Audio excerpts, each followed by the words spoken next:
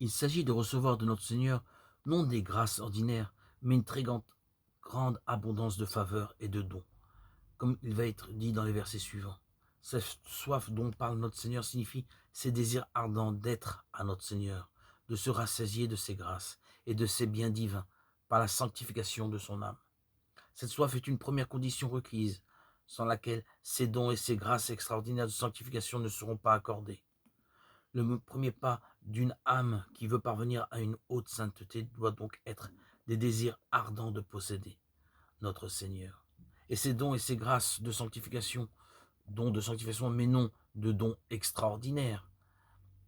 Les grandeurs de ces faveurs sanctifiantes sont ordinairement mesurées sur la grandeur et la force de cette soif. On voit les âmes qui sont parvenues à la plus haute sainteté, qui surpassent nos faibles vues. On les voit dans le commencement surtout, dans une soif extrême, qui se manifeste par des actions de ferveur extraordinaires.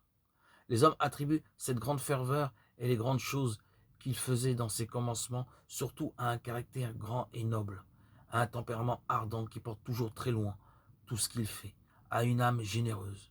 Il ne faut pas juger de ces âmes extraordinairement favorisées de Dieu comme des âmes communes qui ont un degré de grâce ordinaire et commun. En ceci, leur caractère leur naturel et leur tempérament se manifestent dans chaque pas qu'ils font. Mais ces illustres favoris du grand maître sont inondés de ces grâces divines. Ils y nagent. Le caractère et le naturel n'est pas entièrement effacé. Il paraît toujours dans l'action, car la divine grâce, quelque forte qu'elle soit, n'enlève et ne change pas complètement le naturel ou caractère d'un homme. Elle en laisse toujours plus ou moins selon que ce caractère ou naturel est conforme au dessein de Dieu dans les inspirations de cette grâce divine.